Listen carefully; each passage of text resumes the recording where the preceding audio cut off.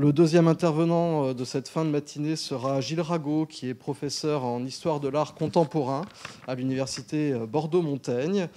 Vous avez réalisé une thèse sous la direction de Bruno Foucard sur l'architecture du mouvement moderne en France, notamment dans la région parisienne. Puis ensuite, vous avez dirigé le Centre d'archives d'architecture du XXe siècle, avant de devenir donc professeur à l'École nationale supérieure d'architecture et de paysage de Bordeaux, dans le champ de l'histoire et des cultures architecturales, pendant 19 ans.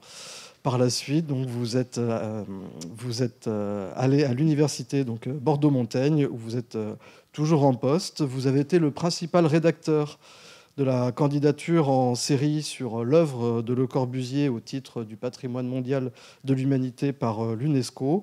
Vous avez réalisé évidemment de nombreuses synthèses sur l'architecture et l'urbanisme contemporain, notamment sur l'histoire de l'urbanisme bordelais, mais également parisien, et puis en Nouvelle-Aquitaine. Assez récemment, avec Émilie Dorgex, vous avez réalisé une grande étude sur le patrimoine architectural et urbain de la reconstruction en Nouvelle-Aquitaine pour la DRAC Nouvelle-Aquitaine. Et puis l'année dernière, vous avez publié un ouvrage « Maison en bord de mer, modernité et régionalisme en Charente-Maritime » chez Hermann. Voilà. Merci beaucoup. Bonjour à tous et merci beaucoup à Laurent Chevalier, à chaque fois je confonds, c'est une autre collègue, à Samuel Drapeau et Julie Gimbal de m'avoir convié à cette matinée pour vous parler, alors peut-être d'une intervention qui est un peu duale, en tout cas qui apporte deux aspects.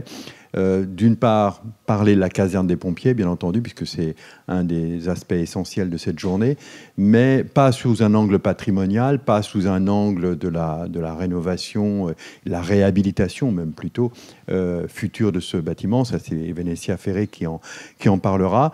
Essayer plutôt de replacer ce bâtiment dans ce qu'on peut appeler la dynastie des Ferré, qui est extrêmement importante à Bordeaux, et essayer de rappeler quelques éléments, justement, des qualités qui fondent cette caserne. Qualité à prendre non pas au sens de ce qui pourrait la rendre agréable, belle ou désirable, mais qualité au sens de ce qui la définit.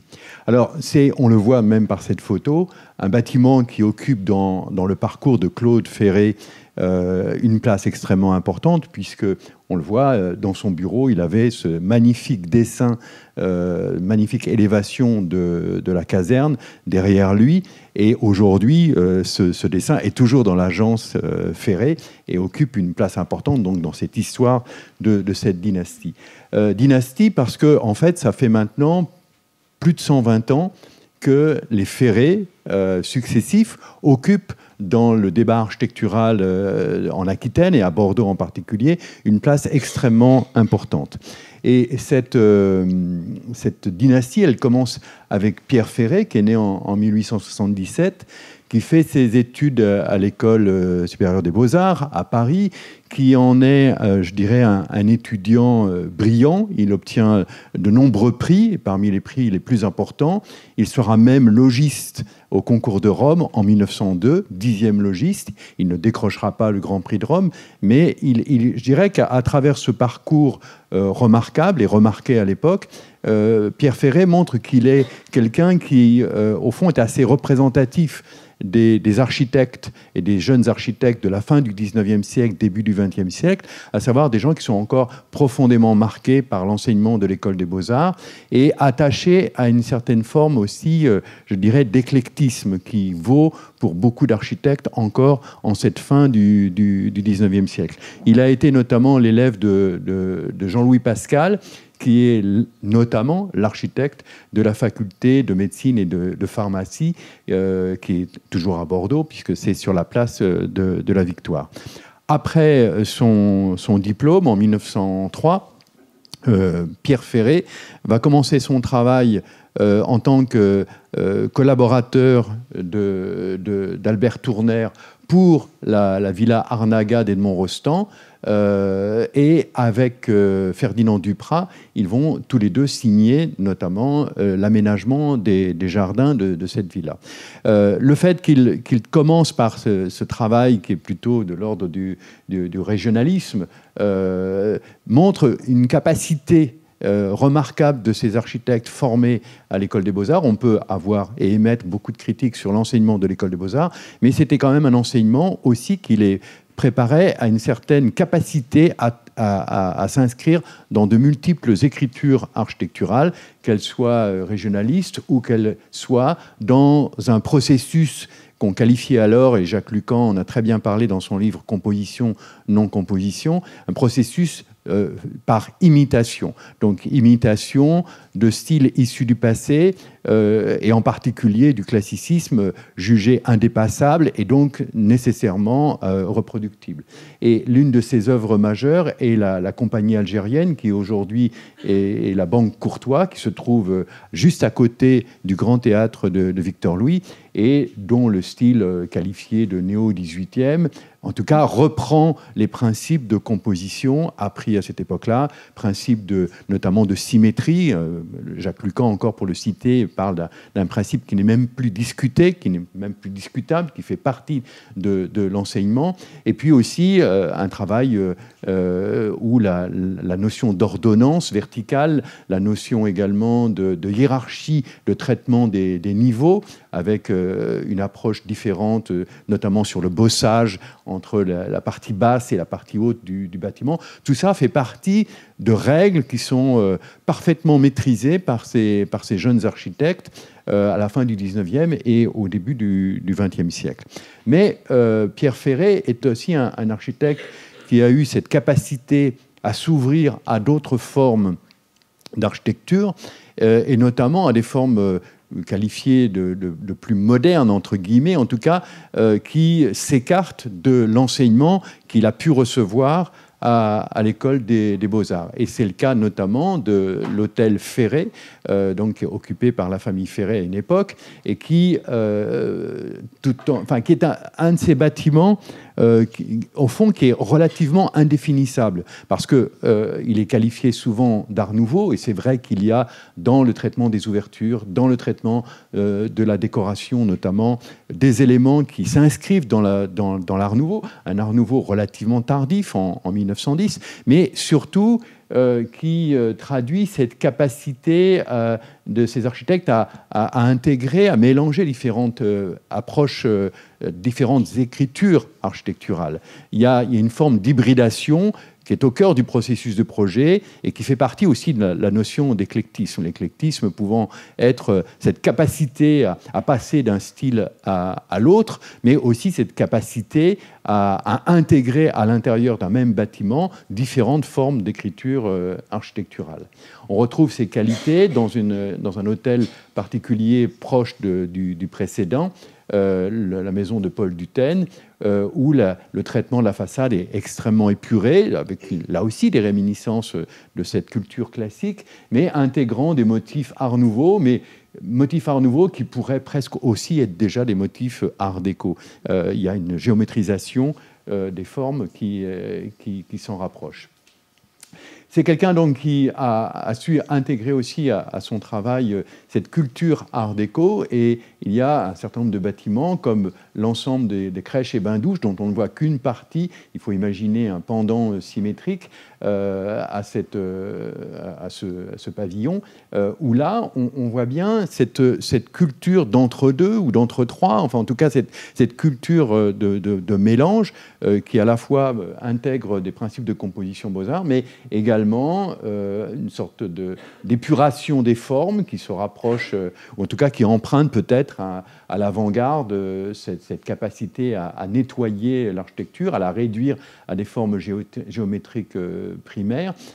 Donc une architecture que personnellement j'apprécie énormément, parce que notre histoire de l'architecture est beaucoup trop faite à partir de catégories jugées étanches, et je fais souvent appel à ce que j'appelle le syndrome d'Athanagore Porphyrogénète, qui est ce personnage. C'est un personnage de fiction, c'est un archéologue de Boris Vian, dans l'automne à Pékin.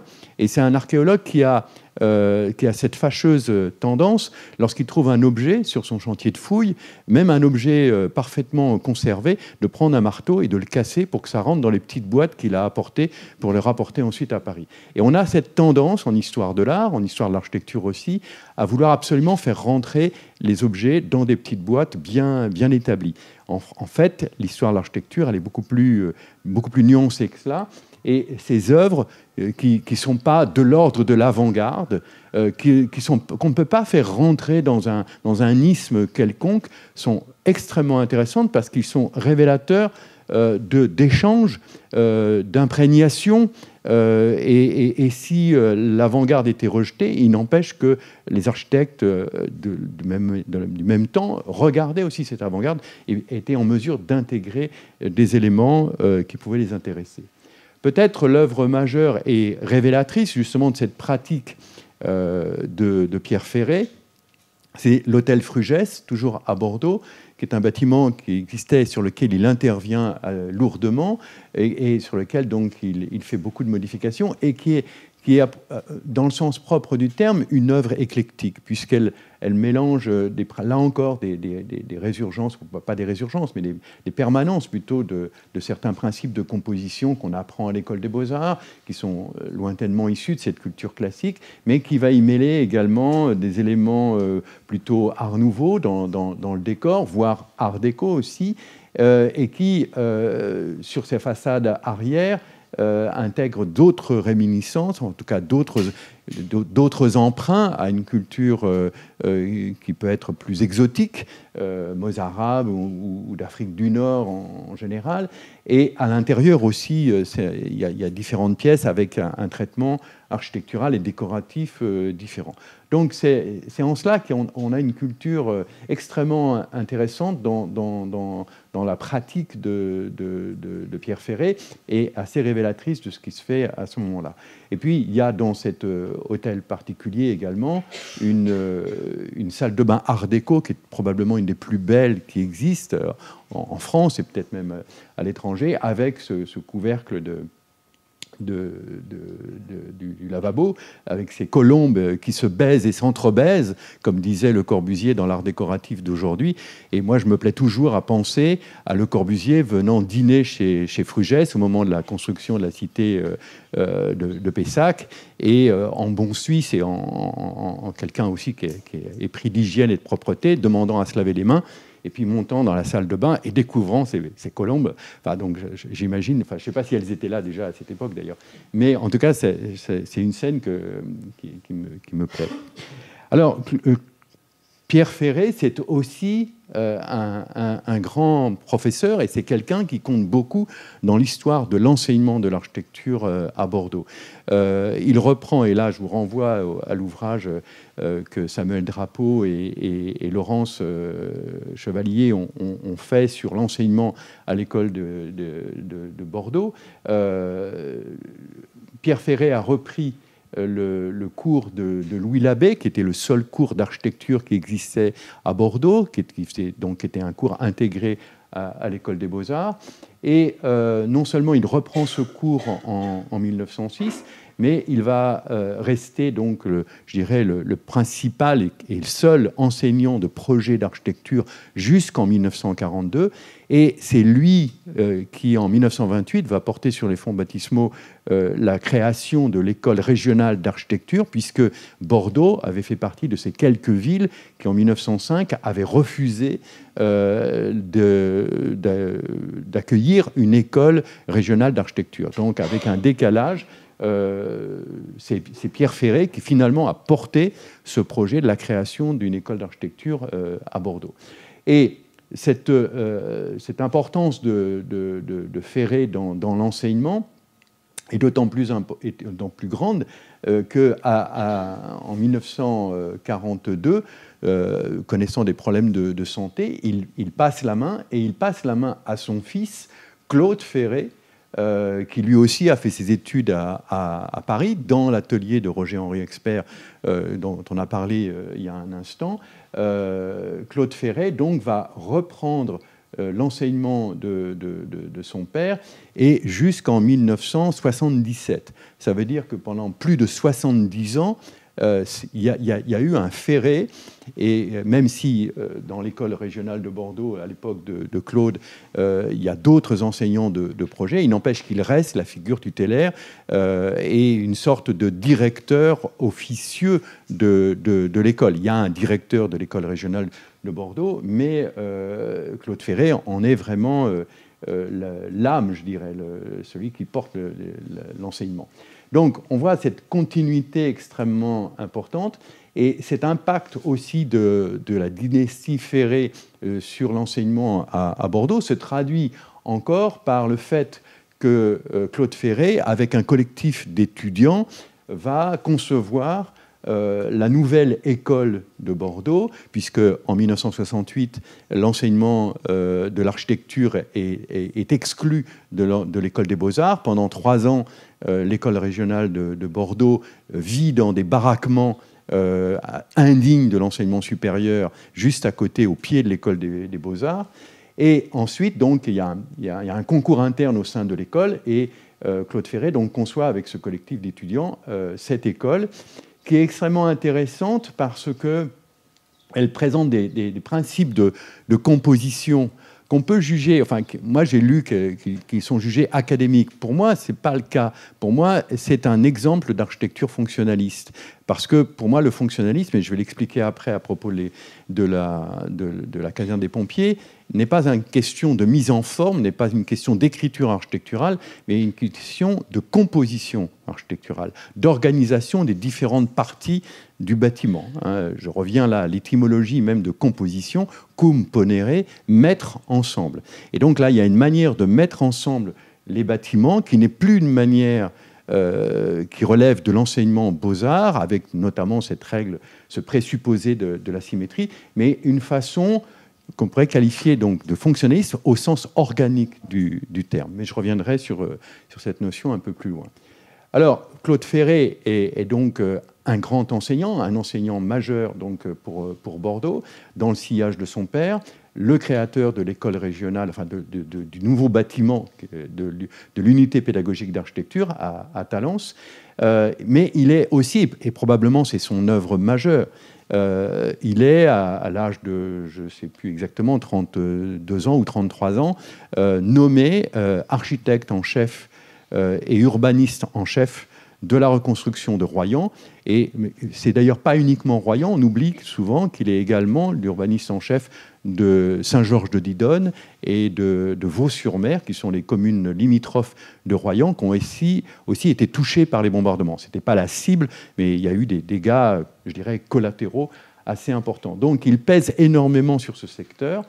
Et non seulement il va concevoir le plan de reconstruction et d'aménagement, mais il va également, je dirais, en tant qu'architecte en chef, définir les règles d'architecture et également accompagner, je dirais, les 70-80 architectes qui vont intervenir sur Royan, dont une part, entre 15 et 20, sont des jeunes architectes qui ont été formés à l'école régionale de Bordeaux, soit par Claude Ferré lui-même, soit par son père, Pierre Ferré. Donc, il y a un impact de l'école de Bordeaux extrêmement important sur la reconstruction de Royan. Le plan de reconstruction qu'on peut comparer à un détail du plan ancien de la ville avant le bombardement n'appartient pas à l'urbanisme réformateur que la charte d'Athènes, publiée en 1943, porte et donc qui est souvent un peu le livre de chevet de beaucoup d'architectes, non seulement en France, mais dans le monde entier. On reste dans une composition jugée par Thierry Jean Monod, qui a beaucoup travaillé sur le plan d'urbanisme de Royan, dans une composition académique qui s'inscrit dans un triangle. Et à la pointe aux 3 pointes de ce triangle, on trouve des édifices majeurs, le marché couvert, le casino, la poste ici, ou bien la gare un petit peu plus loin.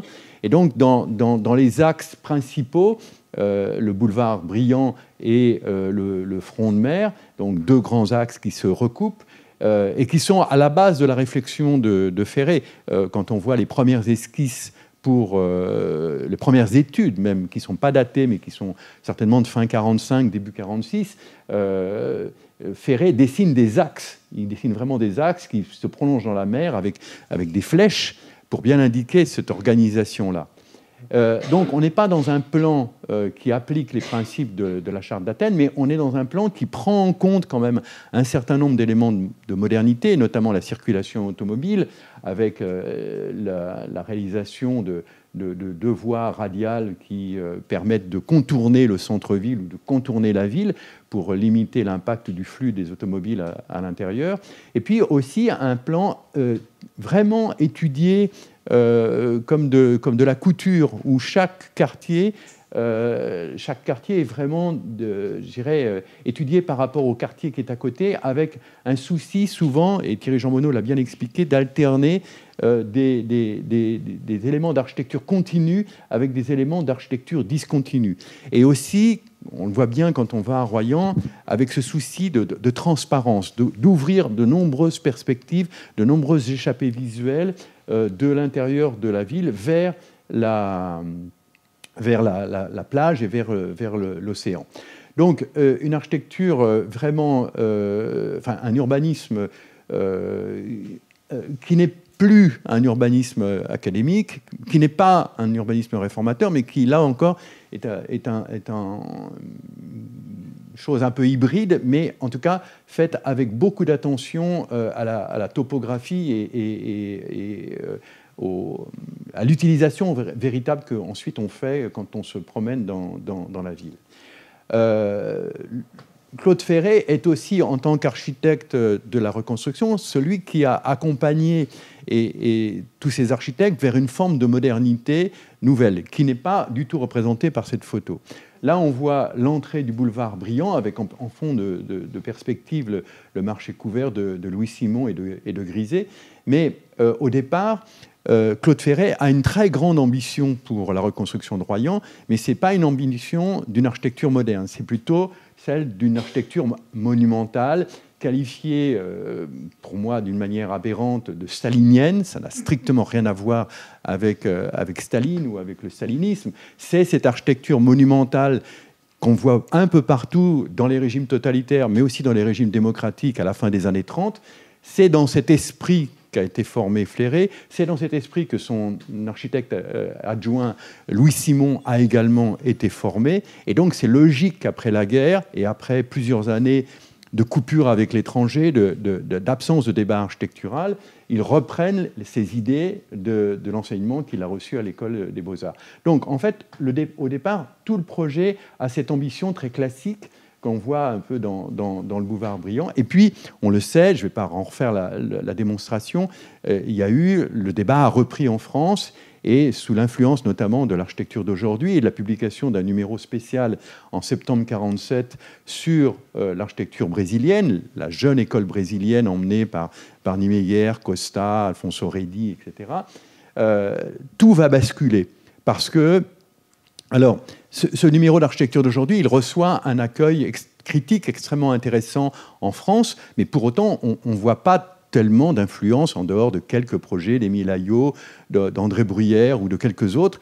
L'impact de ce numéro reste plutôt une réception plutôt intellectuelle, mais pas tellement dans le concret. En revanche, à Royan, tout va basculer. Tous les projets vont basculer vers cette modernité brésilienne, mais pas uniquement brésilienne. Il y a aussi l'influence de l'architecture moderne des années 20 européenne et notamment de Le Corbusier. Pourquoi ça marche à Royan ? Parce que Ferré et ces jeunes architectes qui sont avec lui sont à la recherche d'une nouvelle expression de l'architecture balnéaire. Donc qui apporte l'exotisme, la fantaisie, cette relation intérieure-extérieure qu'il y a en presque toute forme d'architecture balnéaire. Et dans l'architecture moderne brésilienne, ils vont trouver ces éléments. Donc la référence, elle fonctionne parce qu'il y a une intention architecturale, parce qu'elle correspond à une intention architecturale. Et donc tout Royan bascule. Et Ferré va signer et co-signer quelques œuvres majeures. Alors, en tant qu'architecte en chef et urbaniste en chef, il ne va pas prendre de commandes privées sur Royan. mais il est à la tête d'équipes pour 3 bâtiments majeurs, 3 bâtiments publics majeurs, le centre administratif qui n'a pas été réalisé, donc que je n'ai pas mis en reproduction ici, et également le casino municipal et le palais des congrès. Et ce sont des bâtiments à la fois dans leur composition, dans leur écriture architecturale moderne, et où on va trouver l'influence brésilienne, mais aussi certains grands principes de transparence, de quête d'immatérialité, de promenade architecturale qu'on avait déjà dans l'architecture moderne des années 20. Avec le Palais des Congrès et avec le casino qui malheureusement a été détruit en 1985, on a 2 œuvres fondamentales, 2 œuvres majeures de la modernité des années 50 en France. Et le Palais des Congrès, donc là, sur cette photo, on a non seulement le casino qui vient se lover dans la courbe du front de mer et qui sert d'articulation entre le centre-ville et Foncillon, Pontaillac, ici, et le Palais des Congrès, donc qui est signé entre 54 et 57, c'est-à-dire que le casino est contemporain de la caserne des pompiers et le Palais des Congrès arrive un petit peu après. Le Palais des Congrès étant d'ailleurs un bâtiment public où on a directement un projet moderne, alors que tous les autres projets, le front de mer, etc., le casino et bien d'autres projets, on a d'abord un projet classique et ensuite on a un projet moderne. Je ne m'étendrai pas non plus sur le Palais des Congrès, qui est une œuvre absolument majeure, parce qu'il vient d'être restauré remarquablement par l'atelier Ferré, et donc je laisse Vénétia en parler évidemment. Alors, je n'ai pas fait remarquer, mais au sein de l'équipe qui travaille sur le Palais des Congrès et sur le casino, il y a notamment Adrien Courtois, qui est un jeune architecte qui a été formé, je crois qu'il a eu un moment d'études avec Pierre Ferré et avec Claude. Et il y a également à Royan, à ce moment-là, un autre élève de Ferré, père et fils, qui est Yves Salier, qui a en charge plusieurs îlots en tant qu'architecte d'opération, et notamment, il va intervenir dans le virage d'une rue de Royan, où il va réaliser 2 bâtiments qui s'enchaînent l'un dans l'autre, à savoir la maison Counil, qui est la maison pour un dentiste, et dans le prolongement, là, derrière ce mur pignon, il y a l'immeuble de l'annexe du MRU, qui deviendra ensuite l'immeuble de la DDE, et qui aujourd'hui est un bar de dégustation de vin absolument remarquable, que je vous recommande si vous allez à Royan. Et ces bâtiments s'inscrivent bien dans cette veine brésilienne, avec cette notion de façade profonde ou de façade en nid d'abeille. C'est une expression que Marc Saboya et... ça y est, je n'ai plus son nom en tête. Pardon. Non, l'architecte. Qui ont travaillé sur la ZPPAUE de Royan. Donc il y avait Alain Charrier, il y avait Alain Charrier et Marc Saboya, avaient trouvé cette idée de façade en nid d'abeille pour qualifier cette notion de façade profonde, à savoir cette façade qui a plusieurs épaisseurs, qui ne se définissent pas en un seul plan, et dans laquelle il y a très souvent des solutions de filtrage de la lumière, donc soit sous forme de moucharabier ici, comparable à celui du pavillon d'ailleurs du Brésil à New York en 1939, fait par Niemeyer et Costa, ou bien des formules de brise-soleil horizontaux. Et là, on a probablement, avec cet immeuble du MRU, et avec les brise-soleil qu'il y a sur la caserne Claude et Duval de Le Corbusier à Saint-Dié, parmi les premiers brise-soleil en France, avant que ça ne devienne presque un poncif de l'histoire de l'architecture. Donc, Yves Salier et Adrien Courtois, qu'on va retrouver avec Claude Ferré sur le projet de la caserne des pompiers. Et donc, la dynastie ensuite se prolonge avec Pierre Ferré, le petit-fils, et Vénétia Ferré, qui est ici. Et donc, voilà, on a une continuité extrêmement importante. Et je ne parlerai pas là non plus du travail de Pierre et de Vénétia Ferré. Je pense que c'est mieux que ce soit Vénétia qui en parle elle-même. Alors, ce projet de caserne de la Benauge, c'est un projet clé dans la carrière de Claude Ferré.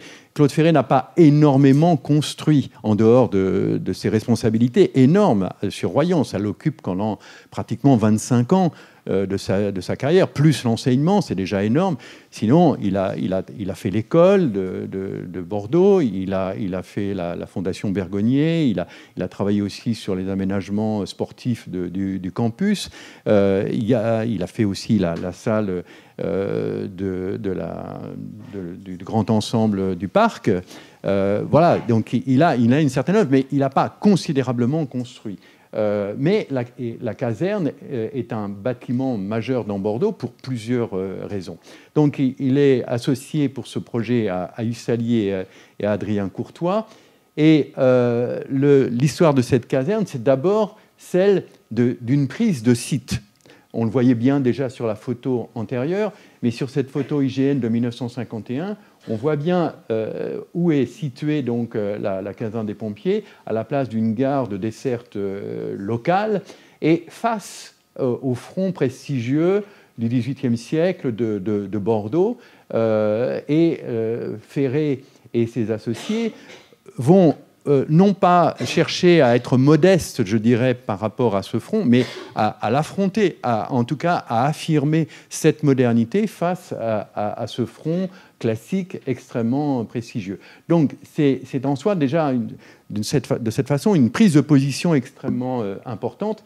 Et le positionnement aussi de cette caserne ici est extrêmement logique dans le choix du site, puisqu'on est juste à côté du pont de Pierre, qui est encore, en 1951, le seul pont qui permet de traverser Bordeaux en dehors du pont de chemin de fer de Eiffel, qui est juste là, en dehors de la photo. Donc, c'est d'abord une prise de site remarquable. Pardon ? Il n'y avait pas d'embouteillage à l'époque. Et il n'y avait peut-être pas d'embouteillage à l'époque. Peut-être que ce pont suffisait. Aujourd'hui, ça serait vraiment un peu léger.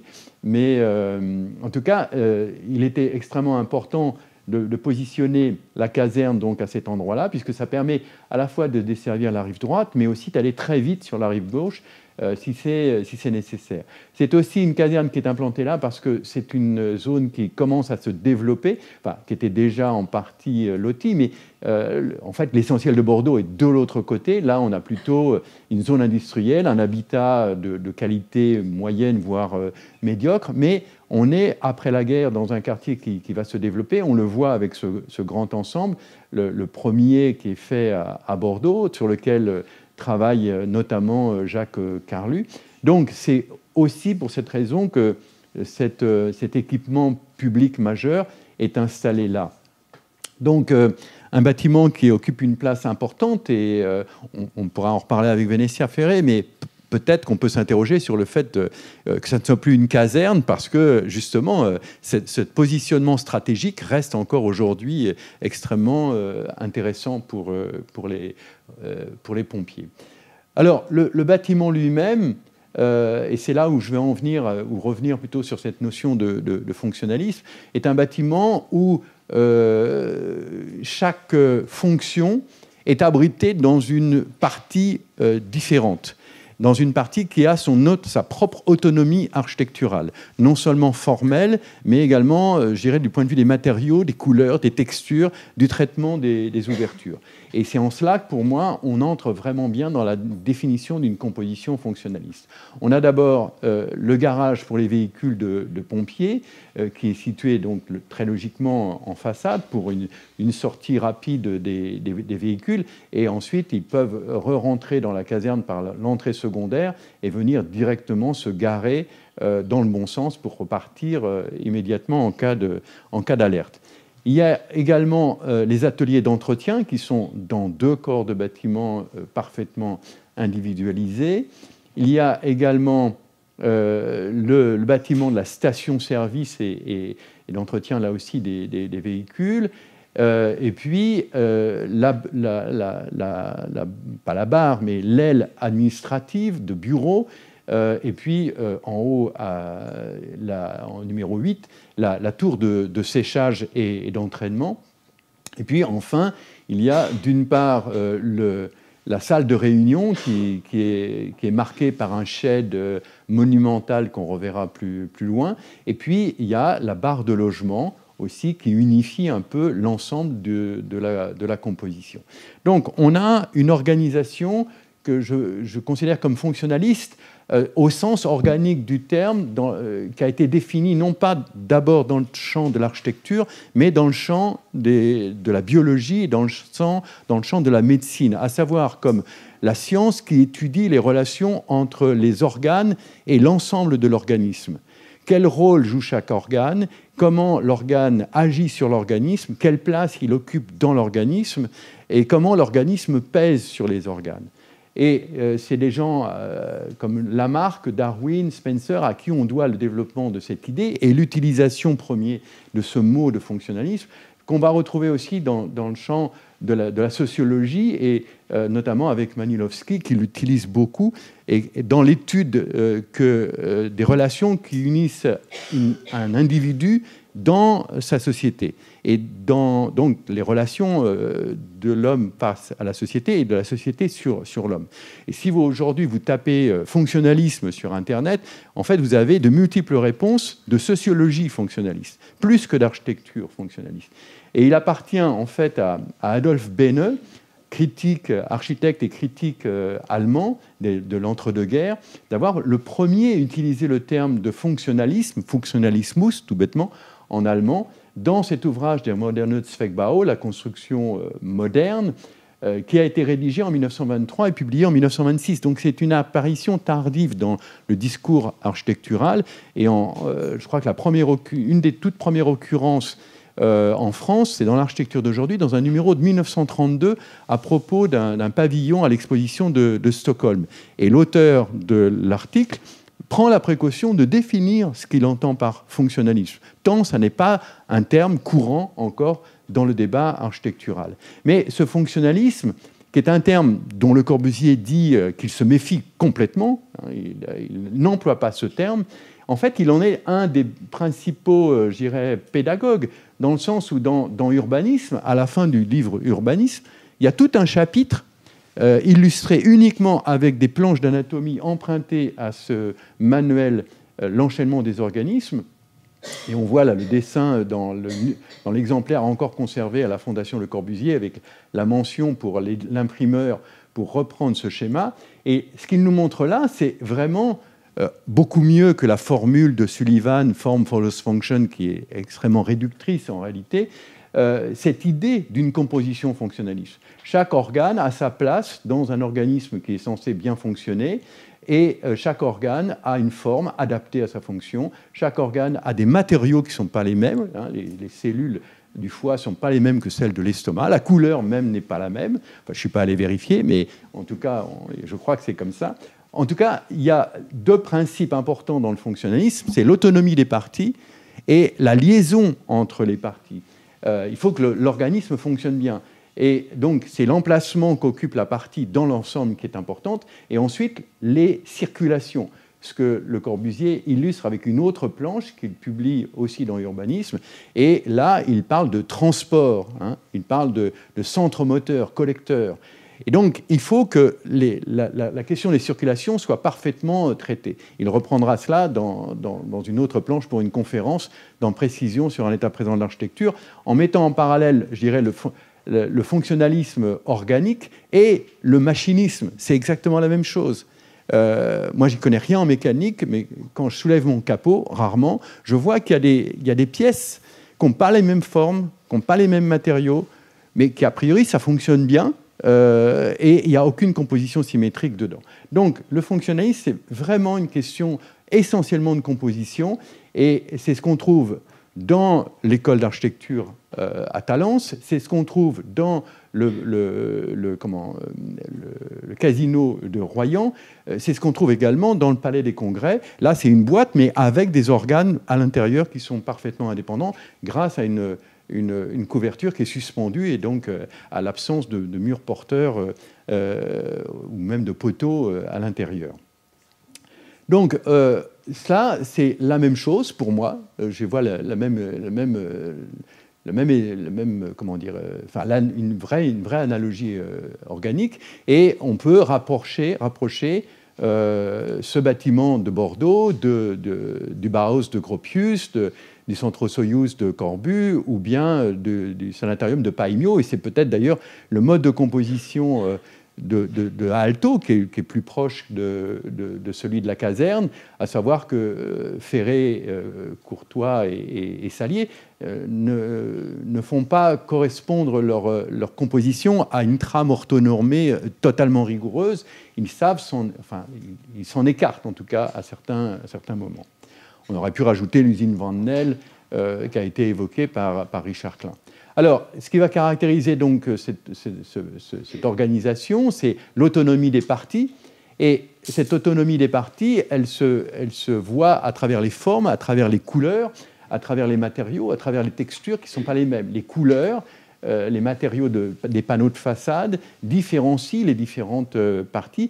Et on a d'abord une autonomie des formes, avec cette partie garage, la partie aile d'administration, on le voit, la barre d'habitation, et chacune est indépendante, à tel point que la barre d'habitation ne repose pas sur la toiture des bâtiments qui sont en dessous. Il y a un vide qui est laissé, qui est totalement inutile en soi, fonctionnellement, mais qui permet de bien distinguer ces différentes parties de cet organisme vivant.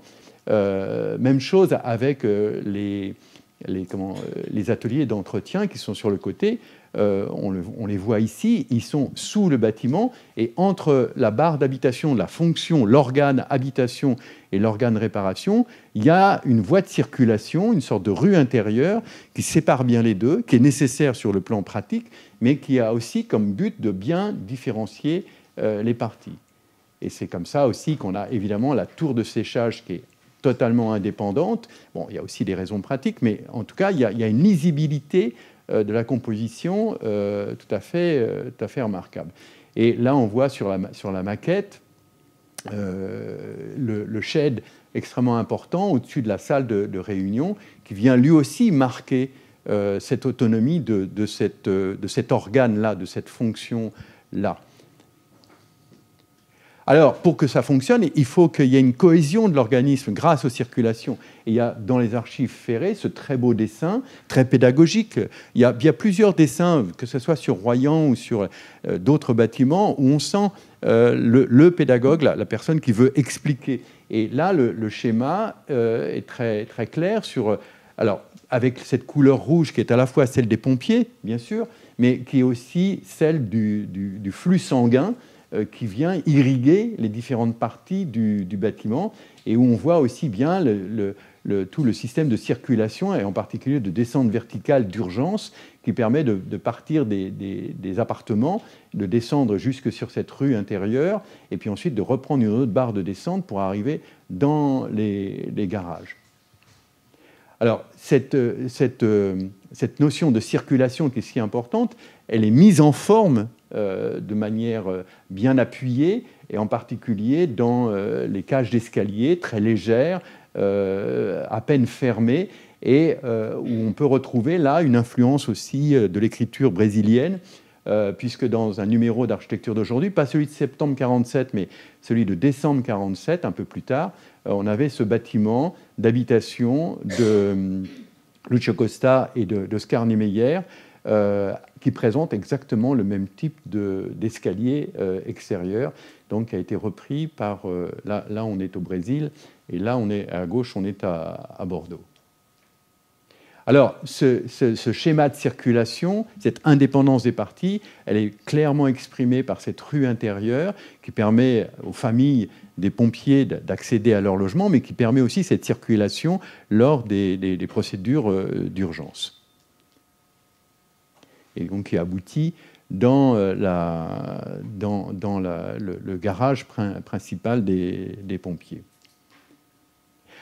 L'autonomie des parties, donc elle est marquée à la fois dans l'organisation des formes, mais elle est aussi marquée par les couleurs qui sont utilisées, en particulier le rouge et le jaune, pour bien différencier les parties, par les types de percements également, qui vont donner une certaine autonomie aux parties, par les matériaux qui sont utilisés. Et de ce point de vue-là, il y a évidemment le travail fait par Jean Prouvé et les ateliers de Maxéville qui fournissent ces panneaux de façade, les portes d'entrée, qui malheureusement ont été déposées. Je ne sais pas, on verra dans le projet s'il y a une intention de revenir à cet état antérieur. En tout cas, ça caractérise chaque partie du bâtiment. Et à l'intérieur, donc dans les appartements, on peut parler à la fois de lieux de vie, mais aussi de lieux de vue, tellement les pompiers bénéficiaient d'une vue extraordinaire sur Royan. Bon, c'est un peu loin. Même en se penchant d'ailleurs sur le côté, je ne crois pas qu'on pourrait y arriver, sur Bordeaux, bien entendu, à travers les principales baies vitrées ou portes vitrées, mais également à travers ces hublots qui créent un effet de moucharabier, c'est un effet qui est très très présent dans la reconstruction de Royan et qui permet donc de doser la lumière et de créer des jeux de lumière, des jeux de lumière projetée, d'ombre et de lumière, à l'intérieur des appartements.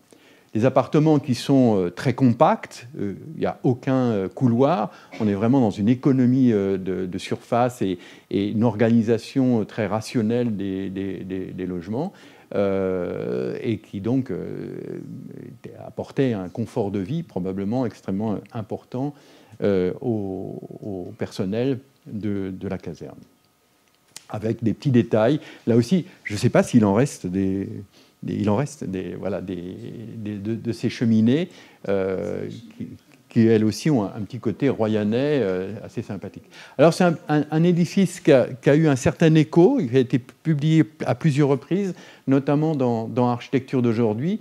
Alors, je n'ai pas retenu par cœur, mais ça doit être en avril 53 et en septembre 54. Mais c'est un bâtiment qui, à mon avis, dans l'histoire de l'architecture française, telle qu'elle a été rédigée, on parlait de Gérard Monnier tout à l'heure, on pourrait parler d'autres auteurs, peut-être n'a pas encore la place, à mon avis, qu'il mériterait. Et je pense que Claude Ferret était très fier de ce bâtiment, puisque un peu après la fin de la réalisation de ce bâtiment, il a préparé un dossier qui est donc pour concourir au prix de la fondation Reynolds. C'était un des deux plus grands fabricants d'aluminium au monde à cette époque-là, qui avait créé en 1957, donc un peu après quand même l'achèvement de la caserne, un prix annuel. Et le prix, donc voilà l'intitulé, le prix est décerné chaque année, le prix est décerné avec un E, franchement, chaque année à un architecte qui, de l'avis de sa profession, a conçu une œuvre architecturale significative à la création de laquelle l'aluminium a contribué de manière importante, ce qui était le cas avec les panneaux de façade. Et ça a donné lieu à un dossier que je trouve graphiquement superbe, qui n'a pas été couronné de succès, puisque, à ma connaissance, la caserne des pompiers n'a pas reçu ce prix. Mais si elle l'avait reçu, elle se serait inscrite dans une liste de concurrents et de lauréats absolument prestigieuses. Donc, pour conclure, je dirais qu'il y a aussi dans ce projet une dimension urbaine, puisque cette caserne avait été aussi imaginée comme le point de départ d'un aménagement de toute la rive droite et d'un nouveau front moderne pour la rive droite, avec cet immeuble-pont au-dessus de l'avenue Thiers, et puis également, dans le prolongement, une série de quelques tours qui auraient fait face au front de Garonne. On aurait été dans une opposition et en même temps une affirmation très, très forte de la modernité. Vous savez évidemment que ça n'a pas été réalisé et que le développement de la rive droite a tardé pendant quelques décennies avant de démarrer vraiment dans les années 90, et avec une certaine modernité, mais qui n'est pas celle-là, et avec aussi des choses un peu contestables, comme le travail de Villemotte, notamment, pour une banque. Mais on voit que ce bâtiment représentait un point de départ pour quelque chose de plus important. Et je terminerai avec cette phrase de François Loyer, qu'il a écrite pour la préface du catalogue qui était consacré à l'agence Salier-Courtois-Lajuste-Sadirac, Fouquet, qui avait été organisée notamment par Bruno Fayolle-Lussac. Et François Loyer disait à propos de cette œuvre, c'était une œuvre audacieuse et un manifeste architectural qui donne à la nouvelle génération les moyens de s'affirmer. Et c'est vrai que ici à Bordeaux, c'est vraiment, même s'il y a eu des bâtiments modernes avant quand même, il ne faut pas non plus tout gommer, que ce bâtiment représente certainement une date importante, mais je ne crois pas uniquement pour Bordeaux. Je pense que c'est un bâtiment majeur dans l'histoire de l'architecture en France, notamment pour sa qualité de manifeste du fonctionnalisme. Voilà, je vous remercie.